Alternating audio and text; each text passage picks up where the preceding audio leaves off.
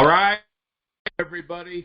I hope you had a great Easter weekend, and welcome to our webcast number 2. So I think I remembered to hit the record button this time. So we'll have that available for those that can't join us, and we're glad to have you all here as everyone still is logging in.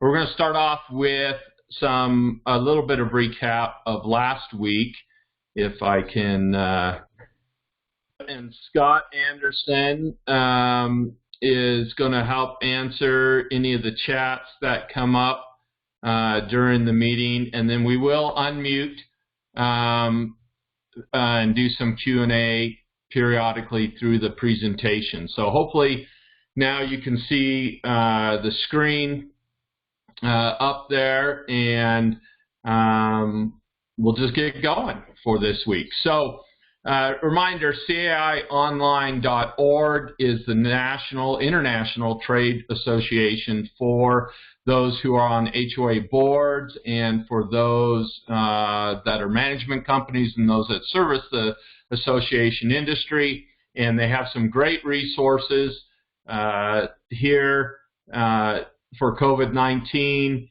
Then when you click on that, then it takes you, and there's a whole ton of resources. So that's CAIonline.org. You shouldn't need a membership to access any of the things. If you do, talk to your FCS Community Manager. We're all members, and we can get you access. But I believe all the COVID-19 information is unlocked. Just a reminder that our board lunch and learns obviously have gone virtual as well, and on Tuesday, April the 28th, from noon to 1 p.m. we'll be doing we're going to do an insurance series this year.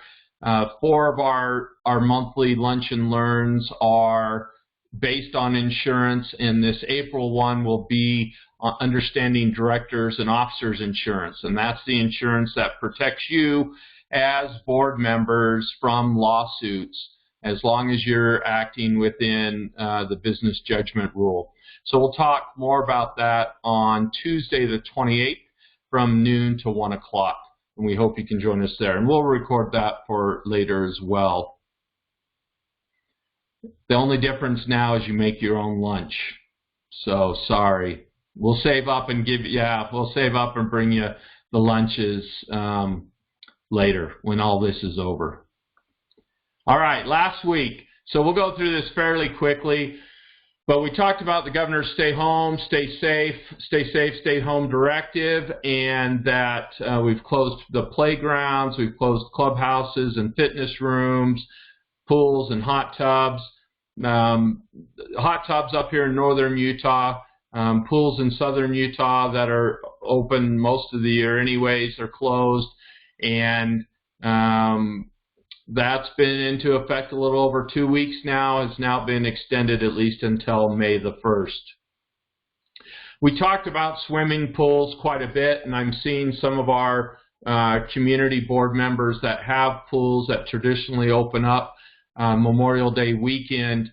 And like we talked about last week, we will continue to prepare the pools to be opened on Memorial Day weekend. Did I say Labor Day a minute ago? Memorial Day weekend.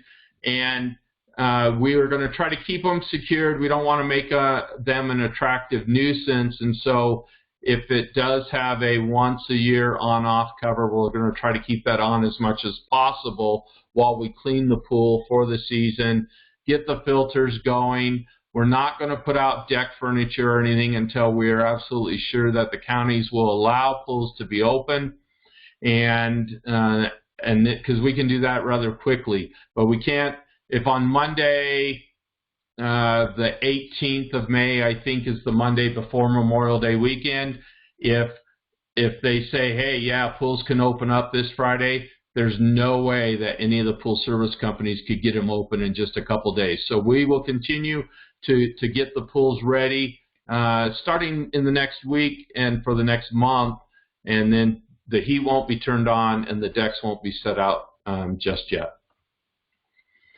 Someone asked a great question last week about the problem they were having in their communities with large groups of people still playing basketball. So I read an article and found this picture from that article somewhere back east where they're actually, and I think it was a city even, it might be New York City or San Francisco or somewhere, is removing the basketball hoops from the backboards. So if you feel that the signs aren't stopping people from playing basketball and your community, particular community, is concerned, we're not going to do it across the board. But if you are concerned and would like basketball hoops removed from the backboards, get a hold of your manager and we can get staff out there to remove them temporarily until it's deemed safe again. We looked at the delinquency trends. No updates in the delinquency trends yet this week. They'll probably come tomorrow, and so I'll have them next week. But there was a slight uptick on these are the last day of each of these months, and so about $20,000, $21,000 more delinquent at the end of March than the end of February. But once again, like we talked about last week, we have to remember that really March 11th was the date that Rudy Gobert tested positive. And so most associations, 90% of associations, the due date is the 10th of each month. So I don't think March is a great indicator of delinquency for assessments, but I do think April 10th, just happening last Friday, I do think we'll start to see a definite uptick in the delinquency numbers, and we want to see how big that issue becomes. We're tracking it very closely. Our recommendations are in April and May. As long as people were current on February 29th this year, on the last day of February, and weren't already delinquent, to charge no late fees and no interest to anybody during the month of April and May. Continue your collection policy. So if at 15 days you send a late fee notice, and at 30 days you send a collection letter, and at 60 days an intent to lien, and 90 days a lien, continue that process. But we as a company are sending this flyer out with all those different stages of collections that we send out, and we want them to email us directly. We don't want to send this, we don't want to broadcast or shine a spotlight on this, but we want to be able to be there and be mindful for the owners in your community. So each time that we send any collection document for someone who is already past due, then we will include this flyer. Our third recommendation is, remember, you got to treat all situations similarly. So we don't want to treat someone who's delinquent now differently than someone who's delinquent in the past or in the future. And so let's be careful and make sure that we treat everyone the same. Our fourth recommendation was to stop all monthly auto transfers from operating to reserves. And so if you're set up in our system to transfer $2,000 every month from your assessments into your reserve accounts, maybe you want to stop that now, because remember, the law locks down reserves and doesn't let you spend them for operating cost. Now, I did present this idea, and I got a call from Senator Lincoln Fillmore this morning. There is going to be a special session this week, and our idea that we've presented to the legislature from FCS and from the Legislative Action Committee that I'm the vice chair is that during a period of statewide emergency and where the governor has declared a state of emergency, if delinquencies for a community get above 10%, then we may be able to use reserve funds without a vote of all the homeowners. Currently, you can't do that. Now, remember, most FCS accounts are savings accounts, not specifically reserves, and savings accounts don't have rules. But if your accounts are called reserve accounts, then you are unable to currently use those for operating expenses, regardless of the situation.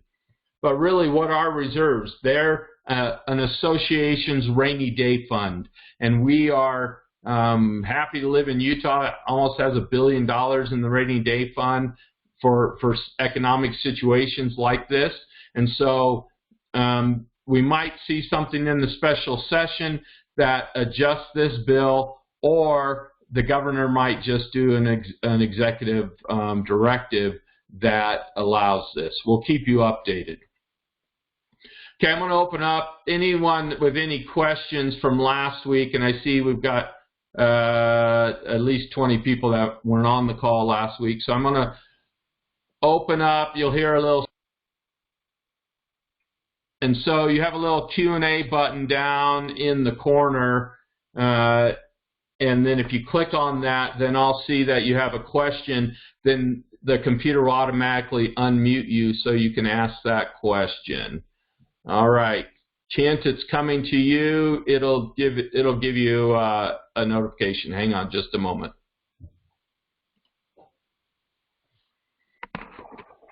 Go ahead, Kent. Michael, for those of us that were here last week, could we hold the Q&A to the end? Yeah, we're just doing if you have a Q&A on last week's information, but there won't be. I don't see any other questions have come through, so I think your wish is granted, Kent. Thank you. You're welcome.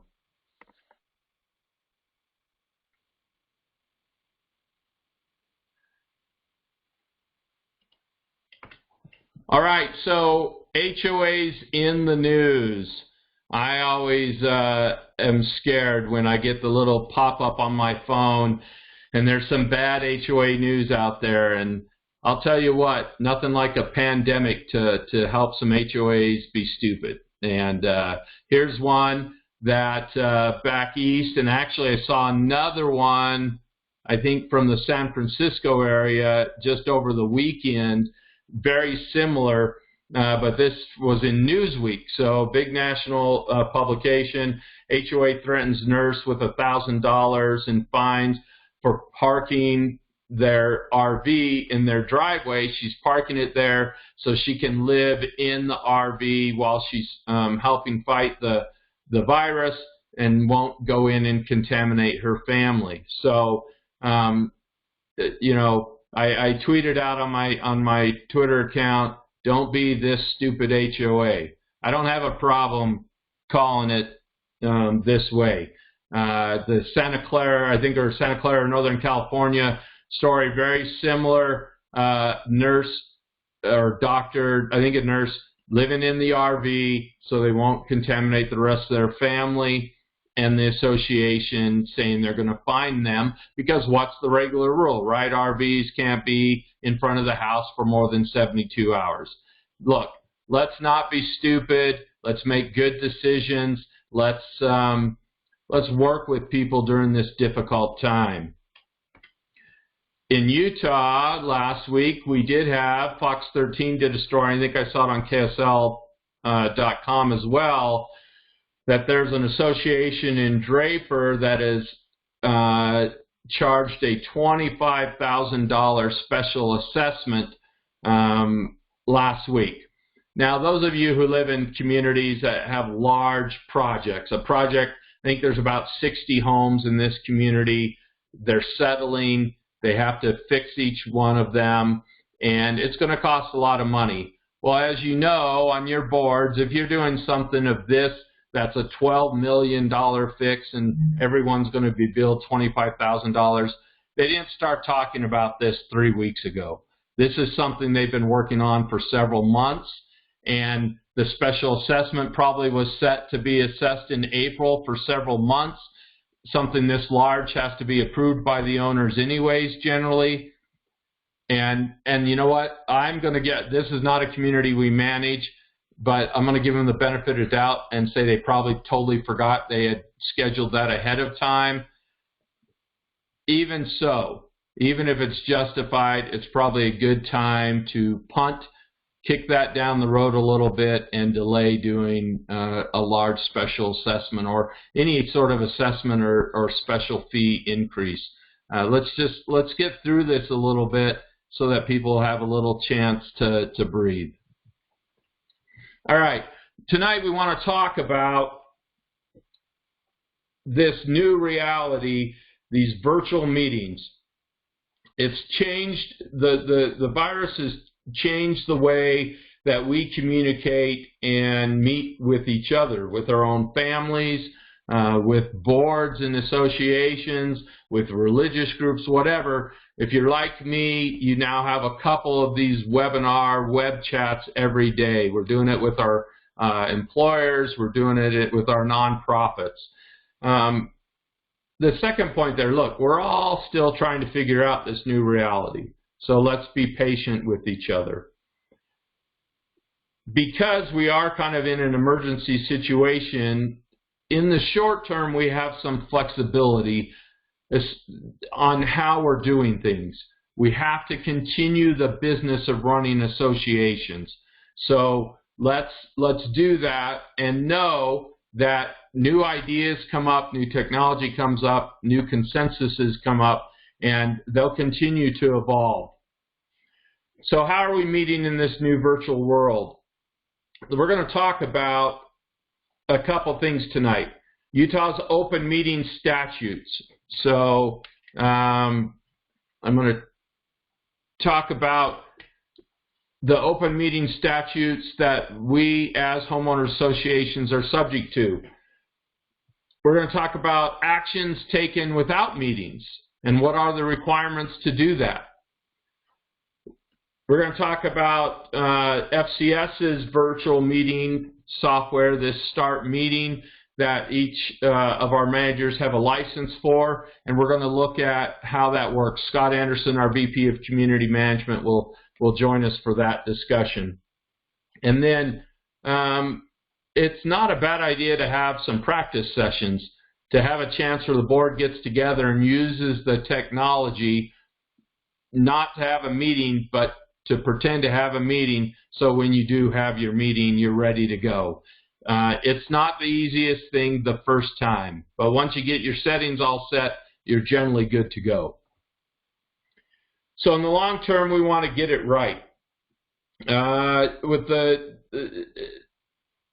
web meetings and virtual meetings will become the norm, and as time goes on, there will be a requirement for more strict compliance to the statutes, even in our HOA industry. So FCS's goal is to be the market leader in virtual board and owner meetings. As I talked about a little bit last week, our goal was to have all meetings held virtually by the end of 2021 anyways, and so we already had started planting some seeds. We just had to fertilize, water, and grow and harvest it very quickly. So the statute, remember, all associations in Utah now are nonprofit corporations.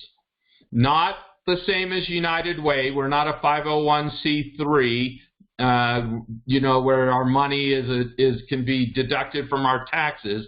But we're not-for-profit corporations, and we fall under the Utah Not-for-Profit Corporate Act, which is 16, it's Utah Code annotated 16.6a, and it's a big section, and this is for every nonprofit there is, and it doesn't talk about HOA specifically, but you run under the same rules.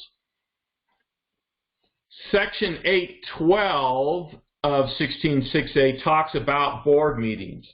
And it says here, unless otherwise provided, boards may conduct a meeting through electronic means if all directors participating can hear each other during the meeting. The director is considered to be present at the meeting if he or she is participating electronically. So, in reality, how has this looked for the last several years that this law has been in place? Well, sometimes we have 5 people on your board, 4 of them can be there, 1 of them's traveling, and they want to call in. We take the cell phone, we put it on speakerphone, and we put it on the table. They're now participating in the meeting electronically. They can vote and participate. That is allowed. That's been allowed for quite a while. Now the difference is all the participants are participating electronically. And remember, it just says has to be able to hear. The ability to see is kind of a new thing. So owners meetings. So our direction still is that you continue, if you're supposed to have had an annual meeting at the end of March or in this month of April, our advice still is to punt that down the road. Even if it's in May, punt it into the summertime and don't necessarily hold an owner meeting where new board members are elected and a lot of business is going to happen. This software that we're using for the webcast tonight can handle up to 1,000 participants. So the capacity is there, but I think we can all understand, one, we're going to have greater participation, I would hope, if it's a virtual owner meeting. And two, if we have 100 homeowners all trying to get in and make comments, it would be a little bit of chaos. Scott calls it chaos in his slides that he'll get to in a little bit. So our recommendation as a company is that you continue to punt all owner meetings down the road till the summertime. If this looks like it's a situation and we're going to be doing this for the rest of the year, then I think we got to start holding the owner meetings electronically as well. The Nonprofit Corporate Act in Section 708 says, unless otherwise provided in your bylaws, any or all members of the association may participate in any annual or special meetings of the association by electronic means. Anyone doing so shall be considered present in person at the meeting. Okay, makes sense?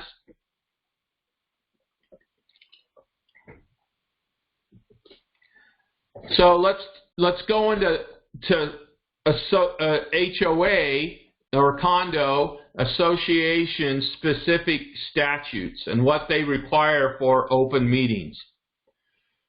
So remember, we have two statutes. So those of you in the condo world, I see some River Run and some Crescent Court on here.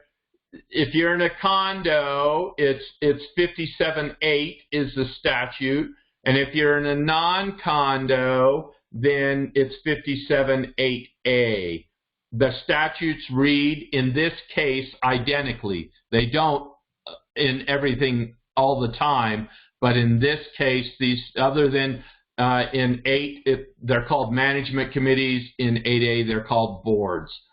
So, sorry about that. So it does say in Section 2 that at least 48 hours before any board meetings, association shall give written notice of the board meeting via email to each lot owner who requests notice of a board meeting. Okay, so don't be confused. Only, and I think of our 28,000 homeowners, we have 8 that have notified their associations that they want specific written notice of board meetings. Okay, so 8 of 28,000, that's not a lot. But when we do have to give notice, we can do that through email according to the statute. However, you don't have to give notice if, and I've put it in bold, notice of the board meeting is included in a board meeting schedule that was previously provided to the lot owner. So if you years ago said we are going to hold our board meetings on the 3rd Tuesday of every month in our clubhouse at 7 p.m., you have already given your association notice, a previously provided notice that that's when your meetings are. You've met this. And so if a homeowner wanted specific emailed notice, technically you don't have to do that. You'd have to do it once. You would say, yeah, it's the 3rd Tuesday of every month at 7 o'clock in the clubhouse. Well, now these meetings aren't in the clubhouse. They're virtual. they're online, or they're on the telephone. So you may need to pass a resolution and post it on your website that our meetings now are the third Tuesday of every month via web conference at 7 o'clock. Okay, and so once you provide that notice and post it for all the owners to have, at least 48 hours for the first time, then you have met the obligation for open meetings in your association. There are some exceptions if you're meeting for an emergency, obviously, and then this talks about, section B here talks about what the notice here, I put the arrow back up to here, what it has to include for those few handful of homeowners who ask for specific notice. But then I've highlighted again subsection 4, which says if a board member, because this is important, if a board member may participate by means of electronic communication, you have to provide the information necessary to allow the lot owner to participate by the available means of electronic communication. So remember, we were talking about our meetings previously. If we had a board member who was calling in on their cell phone and we were putting that cell phone on speakerphone on the table at the board meeting, if another homeowner wanted to join the meeting the same way, we had to give them the same phone number so they could also participate. If no board members previously were calling into a board meeting, then we didn't have to provide that option to an owner. But now it's 100% electronic, and so we have to provide that option to homeowners for board meetings.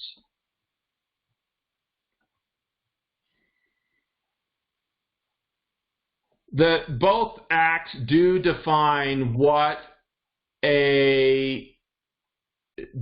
both board sections of statutes do provide, and someone's asking what happens if an association doesn't give notice, and we're going to talk about the penalty here in just a second. That's a great question. So both statutes define what is a board meeting exactly. And a board meeting is a gathering of a board, whether in person or electronically, at which the board can take binding action. So you got to think about that. If we send an email out, if the board president sends an email out to the entire board and says, hey, should we have the trees trimmed? It's going to be $6,000 and he can be out here on Monday. And the 5 board members are all going to vote electronically to accept that.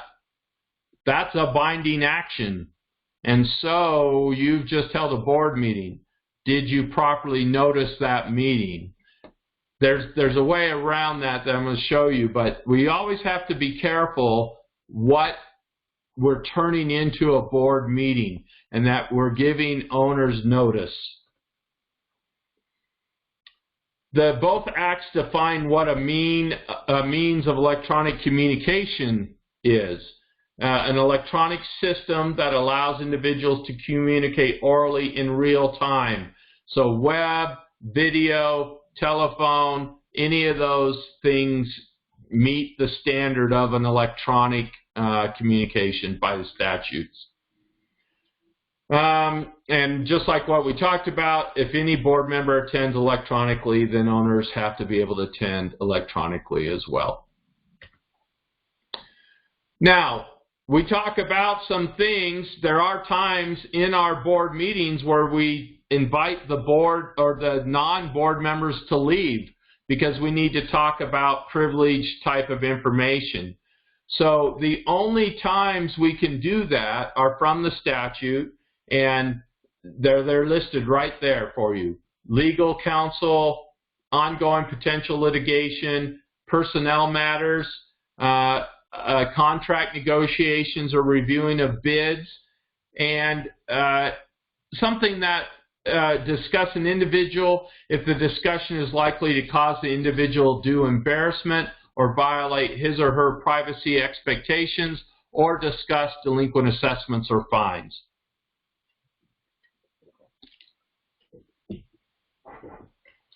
So those are the only parts of our meetings really that can be closed off to non-board members. Here's those penalties. So the violation, and remember, there's only a penalty for a homeowner in your community has requested. So this applies if you're a community that doesn't have regularly scheduled board meetings. So you're the community that is looking, you're at the end of your board meeting tonight and you're looking at your calendar and go, hey, is everyone in town on June the 3rd? Yeah, okay, we're in town. All right, let's have our next board meeting on June the 3rd. If you're the board, and I would say half of our associations are scheduled on the same night every month or every couple months or once a quarter, and the other half just make up the next meeting date as they go. This is if you are in that latter category and you've had an owner request that you give them notice specifically and you don't. These are the penalties. One, the great part of the act is if an owner says, I asked for notice and you didn't give me notice, then you as a board have 90 days to fix it and to do it properly. All right, so that's a good thing. But if you still don't do it properly, then you have, it's a $500 fine plus the attorney's fees and or actual damages. So if some decision you make at that board meeting that wasn't properly noticed damages that homeowner, then it could be very expensive. However, the state doesn't say that actions that are taken at one of those improperly noticed board meetings, it doesn't make it all invalid. So some states do have rules or laws or case law that says that anything done in without proper notice, every decision made at those meetings is null and void and has to be redone. Utah statute isn't that harsh, but just do the noticing correctly. That's the point. It's really not that hard. You set up a schedule if you can. You post it on your website on a regular basis. There's really, look, we already know HOAs have a lot of bad press. Let's be transparent. Let's be open so that our homeowners know what we're discussing. I know some of you are thinking, we would just love to have one person other than us care. Well, if they don't know the meetings are happening, then how can we expect them to show up and participate? All right, so I'm going to open it up for a second for a little Q&A on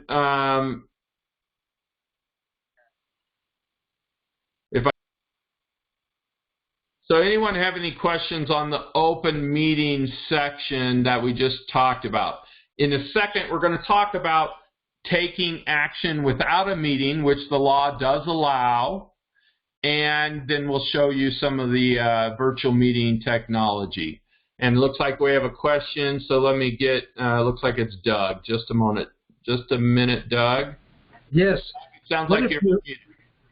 What if you have a board meeting and you have two parts, one that's open, and then the other half of the meeting, if you talk a personnel issue? Is that permissible? Yes, so you want to kind of separate it, and that's our regular board meeting, and is open to everybody, and then we call that executive session, where we can take care of personnel issues, legal issues, delinquencies, violations, those kind of things. So you can have that, and so what we want to do in this new virtual world, and we're recommending to our managers, is we're going to give you two different meeting codes. So a board member would technically have to log out of the first meeting and into this new code so that it's a private meeting. We just don't want to hurt anybody or embarrass anybody, and so we're going to give you a second code to go into that executive session special meeting. Good. Thank you. Thanks, Doug. Rob.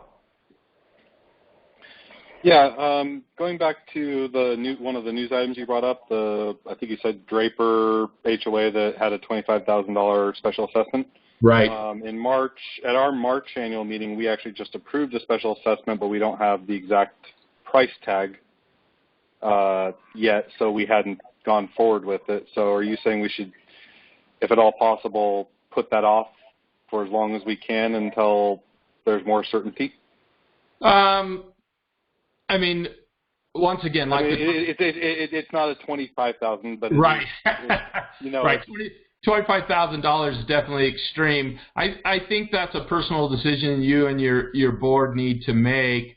But if it could wait until June, and you know what it's for too, right? If it's for new elevator because you're an 8-story building, your one elevator doesn't work, that might not be something that can wait. That's kind of a health and safety issue. And so you're just going to have to make that decision and see. And then the other thing is, we can give you the delinquency numbers that come out next week for your specific community.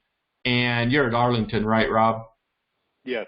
And we can give you so our special assessment's literally for P24, which supports the building. And so I'm going to say that's an essential expense that you probably want to have out there. And so the question is can the current budget absorb it for 2 months, and then we're going to start billing it in June? I think just work with your community manager and with your board and make that decision. Okay.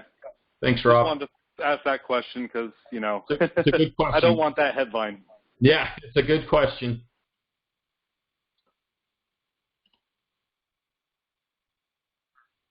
All right, so let's look a little bit at this action taken without a meeting scenario. That kind of goes back to the email decision on the tree trimming that I just brought up. So remember, your governing documents, almost everywhere in the Nonprofit Corporate Act and in the Utah Community Association Act and the Utah Condominium Act, almost everywhere it defers to your community's bylaws first. And it says, basically all the statutes say, only if their bylaws don't address this, this is how we deal with it. So one, know what's in your bylaws. That's where we would have information on meetings taken or actions taken without a meeting. But here's what the statute says. Once again, see, this is 16.6a, so that's the Utah Nonprofit Corporate Act. And once again highlighted, unless otherwise provided in the bylaws. Any action required or permitted by this chapter to be taken at a board of directors meeting may be taken without a meeting if all members of the board consent to the action in writing. All right, so in writing, so is an email in writing? Well, what we really want to do is at the next board meeting, we want to attach that email decision into the records of the association so that it is in writing. But under this clause here, 100% of the board, all the board members, 5 or 7 or 3, whatever, all of them, see it says all of them have to consent to it happening. So you can do your $6,000 tree trimming via email, but all 5 have to consent to it if you're a board of 5. But there's more. There's a second way. Now, this is a new law just from a couple years ago, updating the Nonprofit Corporate Act. And so you're not going to probably see it in your bylaws unless they're relatively new. But it allows for any action, I'll start top, any action required or permitted by this chapter to be taken at a board of directors meeting may be taken without a meeting if notice is transmitted in writing to each member of the board by the time stated in the notice. Okay, well, what's this talking about? A, signs a writing for such action or signs a writing against such action, abstains in writing from voting, or fails to respond or vote. So I did 3 different colors there because now, and see, I put and bolded there, fails to demand in writing that the action not be taken without a meeting. So now the statute, the nonprofit corporate statute, allows your association to send out, and the rules are down here in B. You have to send out what the action is, you got to send out a deadline, and you got to notify them that failure to respond will have the same effect as simply abstaining and not voting. So now you can send out an email and say, we want to do the tree trimming for $6,000. You need to vote for it or against it or abstain by Friday at 5 p.m. If you've done that and they haven't responded, it counts as an abstain, and you can still move forward with your action. So before, here's the old way, 100% of everybody had to agree, and now you've got some options where someone can still vote against it, or someone can abstain or not respond at all. And sadly, we do have some board members that just seem to disappear and they don't participate anymore. They don't respond to any emails. This part of the Nonprofit Act allows you to move your business forward without them being involved. So what's common, here's 2 kinds of language that you might see in your bylaws. So if you're going to do an update to your governing documents soon, because I can't think of anything funner to do during a pandemic than try to get your CC&Rs and bylaws amended. Here's some bad language here. Oh, that's Scott. That's not bad language. Any action by the committee may be taken without a meeting if the members give written consent to the action, can be in person, by mail, electronically, and then the association puts those written consents in the records of the minutes. Here's some better language down at the bottom. Any action that is required or permitted to be taken at a meeting may be taken without a meeting if a consent in writing setting forth the action so taken shall be signed by all the board members or as otherwise allowed by the Condominium Ownership Act or the Utah Revised Nonprofit Corporate Act. So you don't have to have the better language in your bylaws necessarily right now, but you want to make sure, remember, we can't do a resolution that's against our bylaws, so you want to make sure that you have the room. So talk to your community manager about some of those options. I know a lot of you are thinking, man, we've been doing decisions via email for years. Well, you just got to tidy up some of the record keeping, and what you've been doing is fine, most likely. All right, so I am going to try to find Scott in the list of the 40 people who are attending tonight, and I'm going to unmute you, Scott.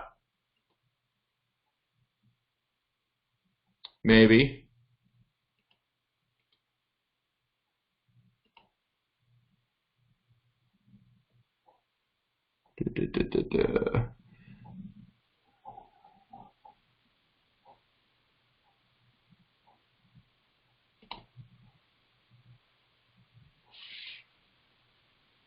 Okay, Scott, are you there?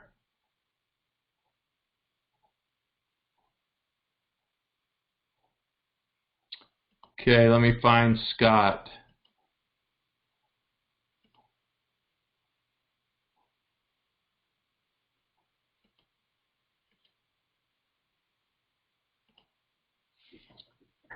All right.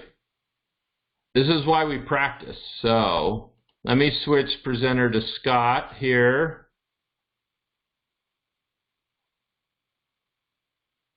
You have control, Scott. I can see you, but I can also see you're muted. Scott says you've muted yourself.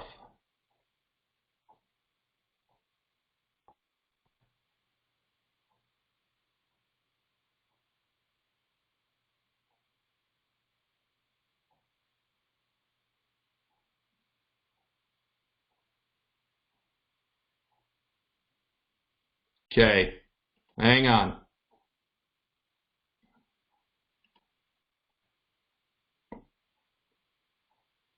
This is why we practice. This is why Scott and I had to practice 3 hours ago, and it went seamlessly. Here we go.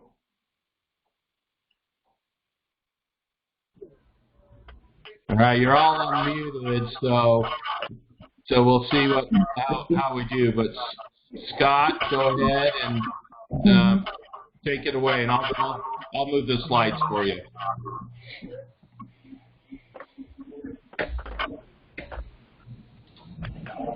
Scott, it says you're muted.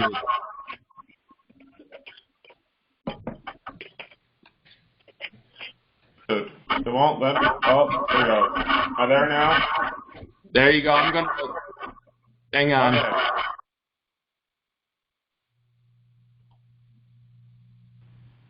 There you go, Scott. All right. Here we are. Okay. I think we got it finally. Okay. So, what I wanted to talk about is basically what are the biggest concerns that boards have with having virtual meetings and how the software works to try to mitigate those concerns. So, Michael alluded to the first one. There's sort of a potential of chaos, meaning everybody's sort of talking over each other and not really being engaged in the discussion or not being able to see what is happening, and so everybody's wondering what's going on. Interaction with homeowners. Our board meetings are really for interacting with homeowners and answering questions, concerns that they have. So how does that work? What does that look like? And then there's a general concern of homeowners taking over the meeting. And so how do we sort of shut that down? And so there's some really good tools within Start Meeting or any other platform that we use that can help take that over. And then the last one is we've all seen recent news stories. We call it Zoom bombing. Unfortunately, Zoom is getting an unfortunate reputation for people joining in their meetings and kind of taking over and causing all sorts of disruptions within the meetings. So let's look at the first one, sort of the potential for chaos, and look at some of those different concerns. You want to move the slides, Michael? You should be able to now. Can you hit the down arrow? Oh, there we go. Okay. So audio conferences sort of have a sense of lack of engagement. If people can't see what's happening or see other participants, they kind of zone out. In fact, during a current study, they did 6 participants of all audio-only conferences have fallen asleep because there's no sort of engagement. So the virtual meetings really are the next step to keep people engaged because you can read body language, you can see people that are interested, you can interact with them a little bit better than just seeing and hearing them and feeling like you're sort of talking into the abyss. Like I mentioned, the concern, especially with video conferencing or teleconferencing, is you can't really see people's body language, so you don't know when they're going to talk. It's a little bit easier with video conferencing because people tend to lean forward as soon as they want to talk, especially on video conferencing. And then we've all seen sort of news stories of people getting up from Zoom meetings or whatever, and they're not wearing pants, or they go and they kind of do whatever, right? In fact, today, during a manager meeting, we had the niece of one of our managers kind of intrude on our manager meeting, and it was kind of funny. So one of the things that you can do is pre-apologize for some of the hilarity that might happen. If you have young kids in the house that might interrupt, or a pet or something that might interrupt, just pre-apologize for that, and that'll keep your meeting on a more professional setting. Okay, so here's the Start Meeting platform. As you log in, this is what we look at, and let's see here, I'm not having my draw tools, but anyway, this is what the host sees. So this is what Michael is seeing right now to help kind of navigate and give us the permissions that we want, so we can see everybody's screen. We can see the sharing option to share your screen, or you can see your attendee list and see who's participating in the meeting. Today, you'll notice as you logged in that you only see myself and Michael, because he's allowed me to be the controller, and Michael, who's the host, but you don't see any other participants. Normally when you log in, what happened? Okay, normally you log in, you'll see a list here. This is from our meeting this morning, and you'll see a couple different modes up here, right? You can meet as the, what happened? I don't know what happened here. I'm going to take off the drawing tool. Okay.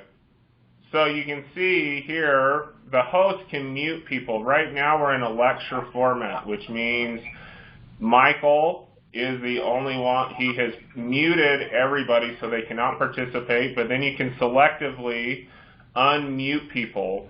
You can tell from the participant list who's muted by this icon next to their name if they have the microphone and it's flashed out, or some of these other icons that don't show that, they can participate in the meeting. And so it's a really good way to see who's muted and who's not muted and sort of function your board meeting there. So for board members in the Start Meeting platform, and not sure what some of the other ones do, but you would go into a lecture format, and then whoever's the host, normally the community manager or the chair, whoever's hosting it, and then can selectively unmute your board members. That way they can discuss and keep all the other comments out, and homeowners won't participate unless you move into a Q&A session, which you've participated in a couple of times this evening.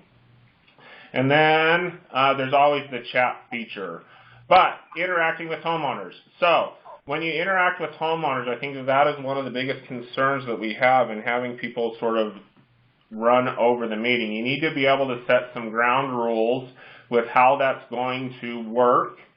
You need to be able to moderate the forum. So, you know, like there's a whole bunch of different online platforms. Zoom seems to be the most popular because they have a free application. But there's Cisco, WebEx, GoToMeeting, and a whole bunch of other ones. But what you're really looking for is you're looking for a way to moderate the forum. In the past, people have asked about Facebook live streaming the meetings. There's not a way to moderate that forum, so it's not a good option for your virtual meetings because you can interact, but you can't sort of shut people out and allow business to transact. Though we also need to allow the board to interact and answer questions from the community. So when you do your Q&A, I think sometimes we get a little lost in this as board members and even as the management company. We want to adjudicate and solve people's answers right there. But if they have, and sometimes it does warrant it, I will say sometimes it does warrant that additional discussion, but sometimes not so much. And the board can just take note of their question and say, hey, we'll take it under advisement. We'll discuss it at the next board meeting. Thanks for letting us know. We'll add it as an agenda item. You don't necessarily need to solve the world's problems right there in the homeowner forum. So one of the tools that we can do to set the ground rules is to create a policy or a resolution on how your homeowner forum and your owner comment sessions of your HOA meetings are to function. This is one I did for a community out in Maryland, but basically the idea is that you want to set the ground rules even before you start into this virtual format. The virtual format just sort of highlights some weaknesses in administration on everything that we do. If you have a strong leader that can do your open meeting, your open comment session effectively, it'll continue in the virtual format. If not so much, then it's just going to highlight that. So one of the things that we have is this resolution. The two areas that I want to focus on. The first one is, why didn't it do it? The first one is this number 2, this length of the comment period. In your resolution, you can limit that section down to a certain time frame within your meeting, so it doesn't sort of take over everything, and you can limit it. The next one is, hopefully it works. I don't think it might not. I don't know. Okay, is individual time limits. So when you go into your Q&A session, you can see how many people are lining up to answer your questions. Based on that number, the president or the acting chair can limit the amount of their comment period. That way they're not taking over the entire meeting. And in this particular resolution, it says, unless otherwise noted, the time limit per individual shall be 3 minutes. And so that's sort of your default setting. It's not a bad idea to have a default setting. And then if you want to adjust that based on need or desire, you can do that also. Okay, let's see here. Okay, so here's your Q&A session like I mentioned. So when you move into a Q&A session, this is what Michael is looking at on the host side as people go in. So he's seeing the Q&A session. There's 5 people that have lined up to answer questions, and then he can move through these questions according to the ground rules that we have already laid. And we can answer people's questions from there. And then during the meeting, once you're out of your Q&A session, if there's additional comments or whatever, you can see the chat function, which we have interacted with tonight, which gives a great tool to sort of, as you move through your business. Because once you shut down your Q&A session, it will remute everybody, and then the board can continue on with their business. And so homeowners won't really be able to interact with you unless they're on this chat feature. I will say, having presented, and Michael will attest, is it's really hard to talk and watch the chats all at the same time. So, as a matter of practice, you should designate either the manager or your board secretary, probably your board secretary, to moderate those chats and note what questions are coming up so they can be discussed. That way the president who's trying to run the meeting isn't trying to watch and make sure that everything else is happening there. Okay? And then lastly, we want to talk about sort of Zoom bombing. There's a couple of real practical things that you can do to keep people from bombing your meetings here. So the first one is don't post your login credentials in a public forum. A lot of you have public Facebook pages that don't post it there. That's what happened to the Alpine School District. They posted it on their on their Facebook page, and people got a hold of their credentials and started going in. If you are doing a virtual meeting, the best practice would be, and you are sending notice, remember we already talked about you don't have to, but if you do, send out notice, say we're doing a virtual meeting. If you'd like to participate in the virtual meeting, send an email to the manager or whatever, and we'll provide you the login credentials. That way we know exactly who is going to be logging into the meeting. Use your participant list. You can look here and see who's all here. The trick here is people actually have to log in with their correct name to see who it is, but for the most part, people will, and you can use that participant list to see people that you recognize. Board members are really good about knowing who's in their association, unless you have a really large association, but for the most part, people know who's going to participate in there. And then the last one is to use the lock feature. With your executive session in particular, up here above your participant list, once you move into an executive session and you have all the board members there, use your lockout feature. that will stop people from being able to log into your meeting, and that way they can't interfere and get a hold of potentially private information. All the different platforms have different security features. Like Michael mentioned, we've settled on Start Meeting. We like the functionality of it for the most part, but it does require some practice.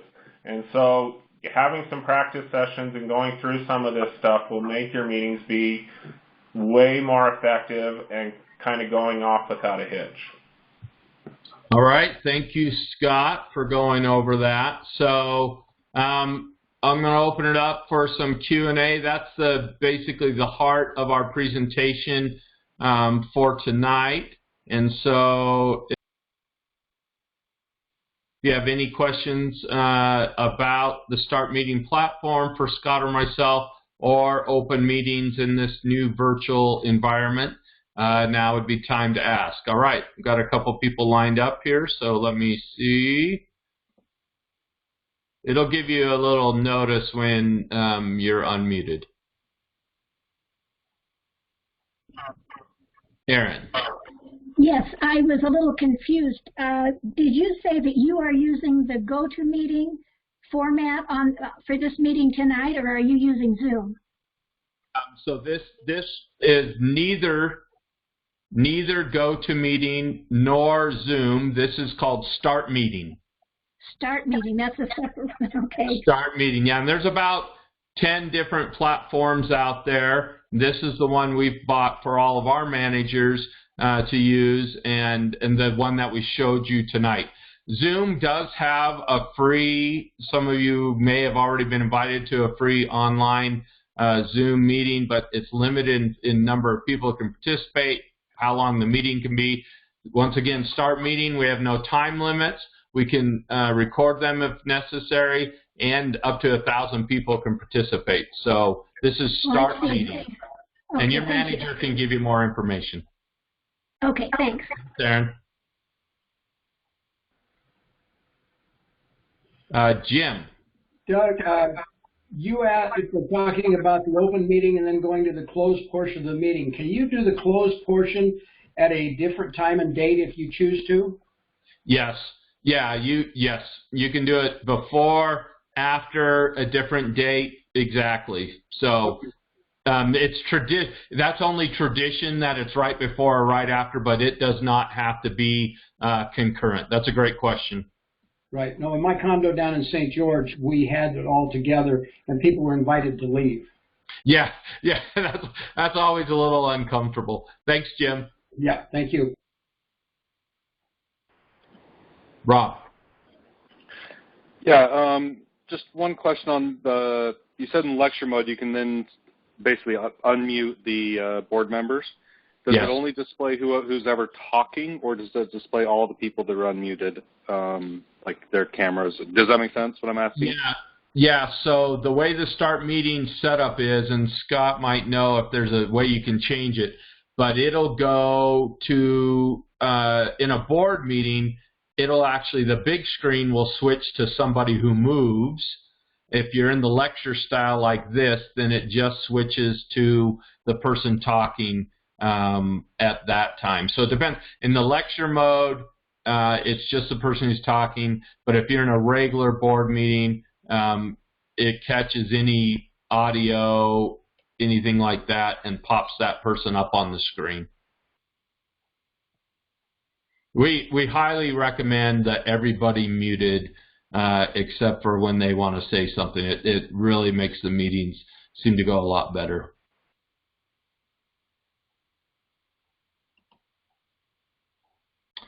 Sally. Hi, Michael. Hi, Sally. If we want to do this for our meeting, do we coordinate that with our property manager? Yep. And then they set it all up? Yep. They'll get it all set up for you. And that question came up last week. What about us who have board meetings that the community manager doesn't participate in? And so we've talked through that. You'll still schedule the login, the license, through your community manager. Okay. I have one other question, and I forgot it. But I'll have to come back because I can't remember what it was. All right. You know how to get it. Yeah. Were you going to send a copy of your PowerPoints out both from the last time and this time? That's a great. But I can't take them all. Yeah, that's a great idea. We'll get them set up and send them to you. Thank you. Thanks, Sally.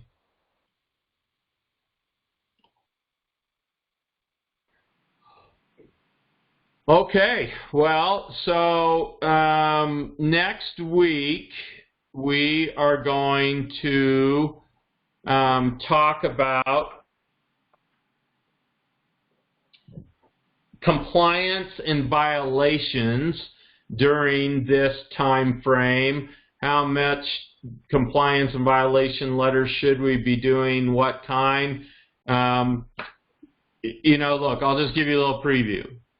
Just because the pandemic's going on doesn't mean you can't bring your trash can back up to your house.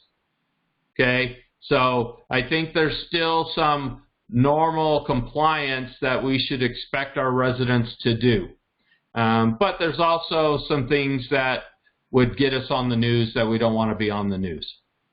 And then we're going to look at next week, and it's cut off a little bit at the bottom there, but the Small Business Administration has two kinds of loans, the EDIL Economic Disaster Loan, which they've said associations are able to apply for, and they have the Payroll Protection Program loan, which even if your association has employees, they are saying currently associations cannot apply for.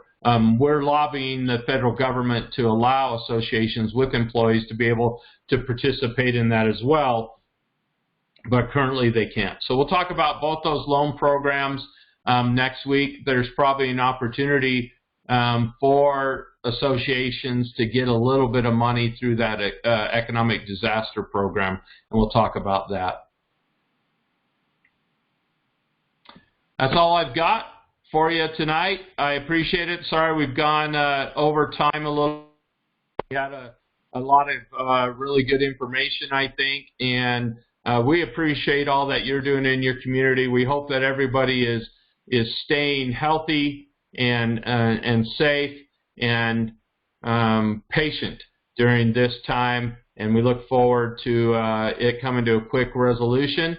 But you know what? We're prepared as your management for it to go as long as necessary and to give you the tools you need to still be able to effectively manage your communities. Thank you, everybody, for joining us, and we'll see you next week.